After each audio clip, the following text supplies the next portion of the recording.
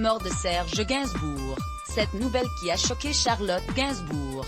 La comédienne s'est confiée sur cette mauvaise nouvelle qui l'a choquée. Dans quelques jours, le 2 mars prochain marquera les 30 ans de la mort de Serge Gainsbourg. Sa fille Charlotte, en janvier, annonçait sa décision de transformer l'hôtel particulier de l'interprète de « Je suis venue te dire que je m'en vais » en un musée. Enfin ça avance.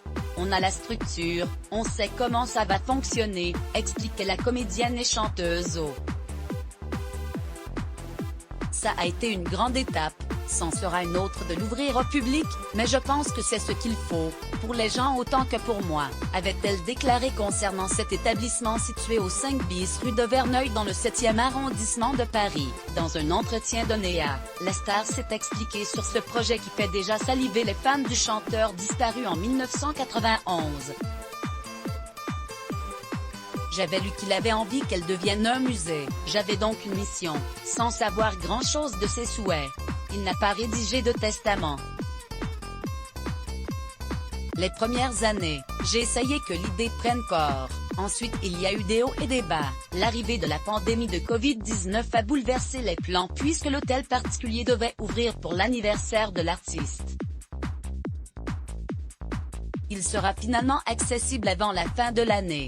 Toutefois, Charlotte Gainsbourg a été choquée d'apprendre une mauvaise nouvelle. Des pièces de collection ont été volées lors de visites secrètes. J'ai été choquée de l'apprendre, a-t-elle révélé, ajoutant qu'il y aura malgré tout des choses à voir et à entendre. Dans ce même entretien, elle a également évoqué des souvenirs concernant ses parents ou encore la place de l'alcool. Il buvait beaucoup, s'est-elle remémorée. Avec ma mère, il se mettait pas mal sur la gueule, j'en garde des souvenirs cuisants, et elle n'était pas en reste. Même après leur séparation, quand il venait nous voir chez elle, les assiettes volaient. La rédaction.